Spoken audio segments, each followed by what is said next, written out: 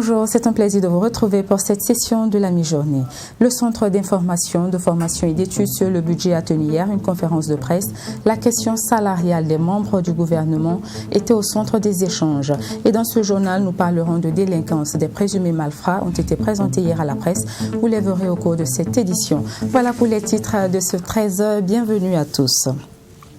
Le président du FASO, Rochma Christian Kaboré, a reçu en audience ce matin l'envoyé spécial du président de la Fédération de Russie pour les pays d'Afrique et le Proche-Orient, Mikhail Bogdanov. Il est également vice-ministre des Affaires étrangères. La coopération bilatérale entre les deux pays était l'objectif de cette rencontre.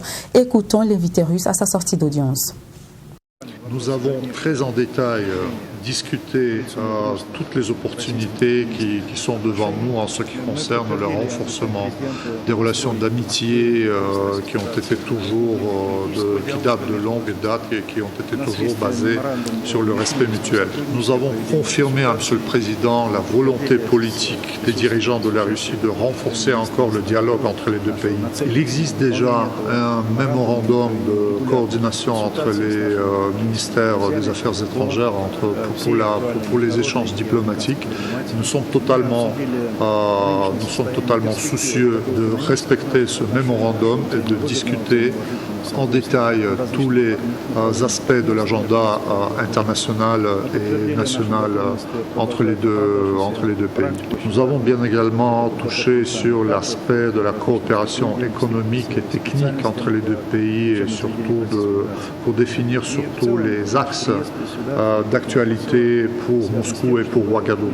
Nous avons également confirmé notre volonté de continuer le programme qui s'est déjà prouvé, qui s'était déjà justifié, c'est le programme de formation des cadres des Burkinabés en Russie pour plusieurs activités, pour plusieurs métiers.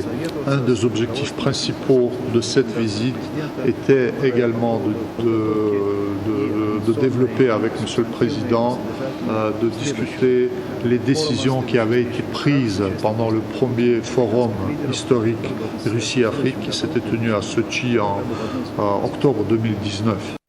Le Centre d'information, de formation et d'études sur le budget a fait hier une déclaration à la presse sur le coût salarial des membres du gouvernement burkinabé de 2016 à 2021. Question pour eux d'informer l'opinion sur la violation du décret portant rémunération du Premier ministre, des présidents d'institutions et des membres du gouvernement du 31 décembre 2018.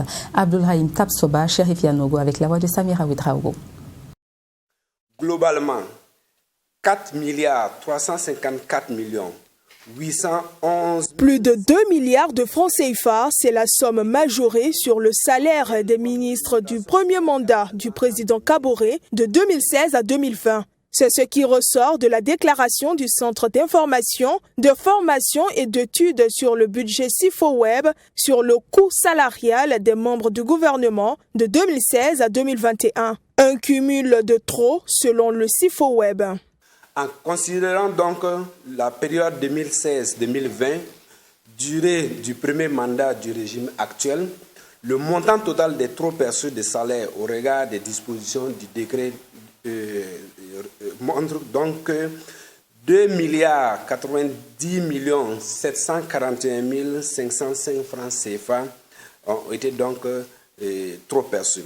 C'est-à-dire que de 2016 à 2020, les ministres du gouvernement issus du premier mandat du président Kaboré se sont servis anormalement environ 2 milliards 90 millions 741 505 francs CFA du budget de l'État de plus que ce qui était consacré par le décret.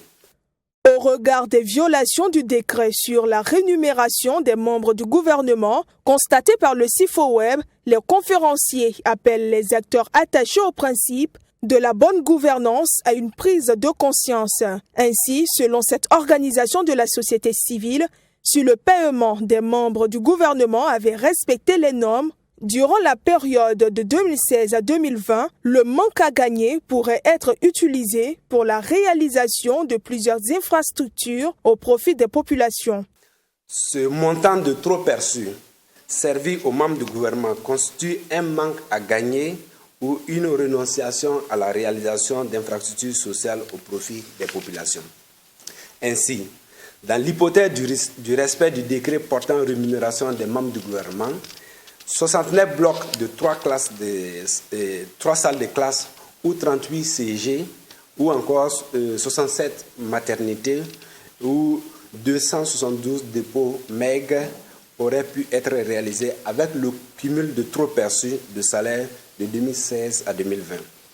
Ces chiffres montrent donc l'ampleur du manque à gagner pour les citoyens en termes d'accès aux services sociaux de base. Pour le CIFOWEB, cette déclaration n'est pas un appel à la clochardisation des serviteurs de l'État, mais un appel au respect des règles qu'ils ont eux-mêmes édictées. Ils invitent à cet effet les plus hautes autorités à faire respecter cette décision dans le présent gouvernement du Premier ministre Christophe Joseph-Marie Dabiri. Ils sont élèves en génie civil à la manœuvre pour offrir une clôture à la Direction générale des enseignements post-primaires et secondaires de la région du Centre. Ces travaux seront notés à la fois comme examen du CAP et du BEP. Le ministre en charge de l'Éducation nationale burkinabé Stanislas Ouaro était ce vendredi sur le chantier pour les encourager. Mamitriana Kamabou vous fait le point. Ces élèves de génie civil mettent à contribution leurs connaissances pour la construction du mur de la Direction générale des enseignements post-primaires et secondaires de la région du Centre. Et pour la bonne marche du chantier, les élèves sont répartis en petits groupes. Une équipe s'active pour effectuer les fouilles pour la fondation, une autre a pour tâche le mélange de béton ou encore confection de poteaux, et enfin d'autres élèves ont pour mission le ferraillage. Tous mettent la main dans la pâte pour achever ce mur. On est d'abord venu pour faire creuser le trou de la fondation d'abord. Après, on a coulé le béton. Maintenant, après avoir fini de couler le béton, là, on est maintenant sur les poteaux. Les poteaux du mur. Bon, pour faire un mur d'abord, il faut d'abord la fondation. C'est ce qu'on a d'abord fait. Maintenant, on est sur le coffrage. Après avoir fini de faire le coffrage, là, vous voyez le béton.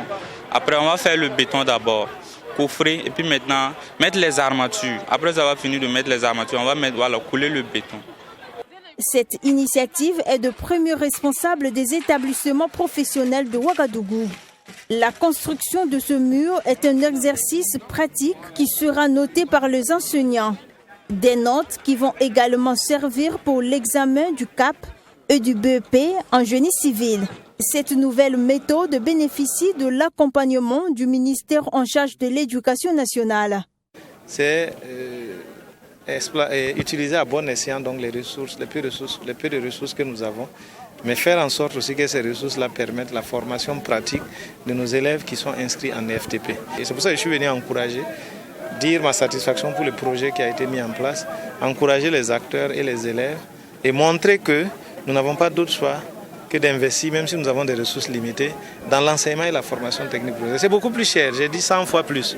Mais c'est qu'après, ceux qui sortent de l'enseignement et la formation technique et professionnelle sont plus facilement employables que ceux qui sortent de la formation générale. Ce sont au total 11 établissements professionnels de la ville de Ouagadougou qui sont à la manœuvre. Sa durée déterminera de l'acquisition de matières d'œuvre.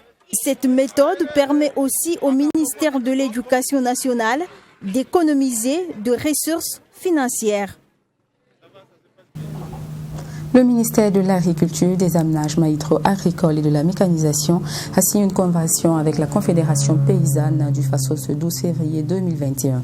L'objectif de cet accord est d'identifier les meilleures pratiques à promouvoir pour développer le secteur agricole et capitaliser les investissements. Djeneba Diallo et Abdelrahim Migné.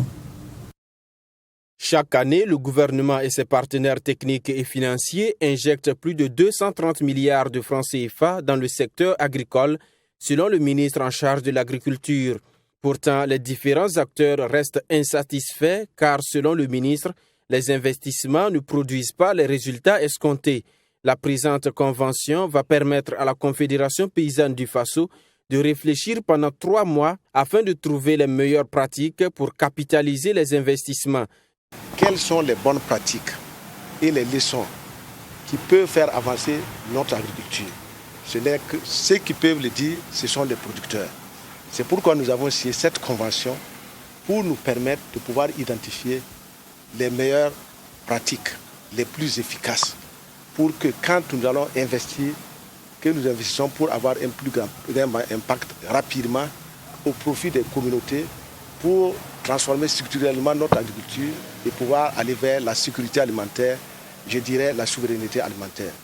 Nous voulons que dès que nous allons pouvoir avoir ces répertoires, des bonnes pratiques qui sont efficaces, nous savons qu'il en existe beaucoup. Tout le monde doit aller vers l'utilisation de ces bonnes pratiques à grande échelle pour que nous puissions avoir des résultats prouvants et que nous puissions avoir des résultats qui vont nous conduire vers la sécurité alimentaire. Les responsables de la Confédération paysanne du Faso ont apprécié cette démarche du gouvernement car selon eux, la Confédération est l'institution la plus proche des agriculteurs, donc plus apte à connaître les défis à relever. Ils ont promis leur soutien pour l'atteinte des objectifs qui sont l'autosuffisance et la sécurité alimentaire. On ne peut pas être plus royaliste que le roi, parce que ce sont les acteurs de la CPF qui sont sur le terrain. C'est eux qui mettent en œuvre les actions, les bonnes pratiques, les mauvaises pratiques, c'est eux qui les connaissent. Donc pour nous, c'est un sentiment de joie, de fierté et surtout ça nous permet de dire que nous allons travailler à renforcer ces partenariats qui doivent nous lier au ministère. La mise en œuvre de cette convention sera assurée avec l'accompagnement financier de l'Alliance pour la Révolution verte en Afrique, AGRA. La Confédération paysanne du Faso, faut-il le rappeler, a été créée en novembre 2002 et regroupe plus d'une dizaine de fêtières du domaine de l'agriculture, soit plus de 30 000 groupements et coopératives de base. Nouveau référentiel national de développement du Burkina Faso, quels défis et actions prioritaires pour le sous-secteur des productions animales et halieutiques? Tel est le thème de la première session du conseil d'administration du secteur ministériel du ministère des Ressources animales et halieutiques, tenue ce vendredi au CBC. Sanata Serré vous fait le point.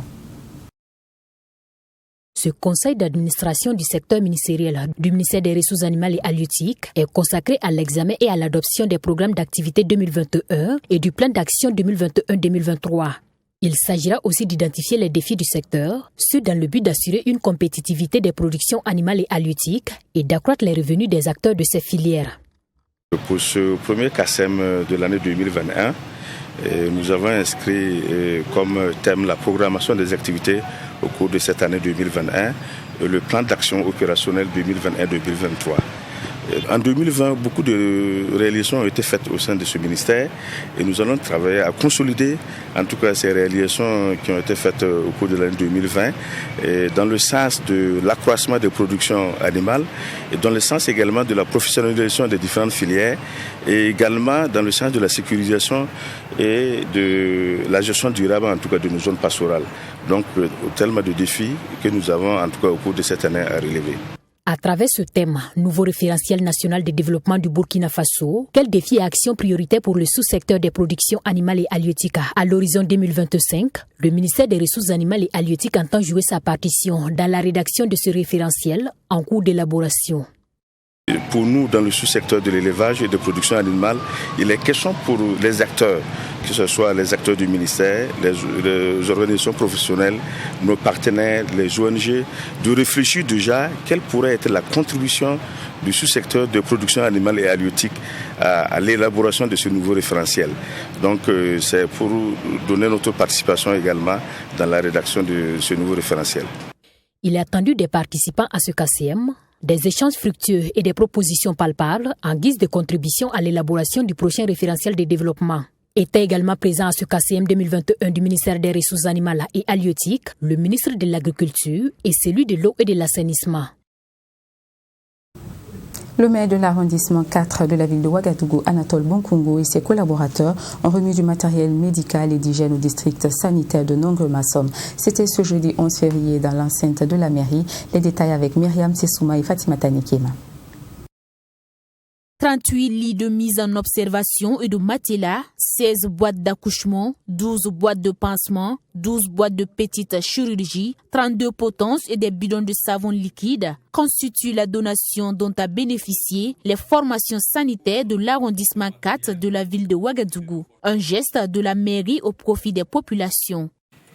Aujourd'hui, le conseil municipal ne peut qu'être heureux pour avoir pu concrétiser son vœu celui de montrer par des actes à nos formations sanitaires publiques que nous sommes conscients de leurs difficultés et des conditions de travail, de leurs conditions de travail. C'est une tradition renouvelée selon le médecin-chef adjoint du district sanitaire de Nongor-Mason. C'est donc un plaisir réitéré de recevoir ce don. Quand le plus souvent vous arrivez dans les formations sanitaires, et nous, agents de santé, on fait beaucoup d'efforts et dans l'amélioration de la qualité de la vie et la prise en charge des patients. Et le plus souvent, on est un peu limité par les matériels médico-techniques. Donc, on peut dire que ce don de matériel va vraiment beaucoup nous aider et dans l'amélioration de la qualité de la prise en charge de nos patients. Ce matériel d'une valeur de plus de 7 350 000 francs CFA a été acquis grâce aux fonds transférés de l'État d'une valeur de plus de 2 100 000 francs CFA et sur fonds propres de la mairie de l'arrondissement 4 d'un montant d'un peu plus de 5 millions de francs CFA. Nous vous le disions en titre, des présumés malfrats spécialisés dans le vol à main armée ont été présentés hier. Face à la presse, le service régional de la police judiciaire du centre a indiqué des cas de cambriolage de voitures et de boutiques. Plus de précisions avec Ami Valiant sous la voix de Nelly Tapsoba. La police, après investigation, a saisi des mains de ces présumés malfrats une Kalachnikov, 2 chargeurs, 5 pistolets automatiques, 2 paires de chaussures de sécurité, la somme de 4 millions de francs CFA, 13 motos, un lot de chaussures, 2 ordinateurs portables, 5 clés USB et plusieurs pièces de machines à sous. Ce réseau était spécialisé dans les braquages à main armée et les cambriolages. Les membres de ce réseau ont pour quartier général un kiosque à café situé dans un quartier à Taptenga où ils s'y retrouvent régulièrement pour planifier leurs différentes attaques. Ils ciblent d'abord les centres de commerce à attaquer. Ensuite, ils se déportent sur les lieux pour faire la reconnaissance et attendre le moment propice pour passer à l'acte. Ainsi, au cours de l'attaque, certains font le guet pendant que les autres pénètrent dans les centres de commerce où ils tiennent en respect les personnes présentes sur les lieux avec les armes à feu. Ils obligent le gérant à leur remettre les recettes et depuis les clients de leurs biens. Ils n'hésitent pas à faire usage de leurs armes et emportent les vélomoteurs originaux trouvés sur les lieux. Ce groupe est composé de 13 membres.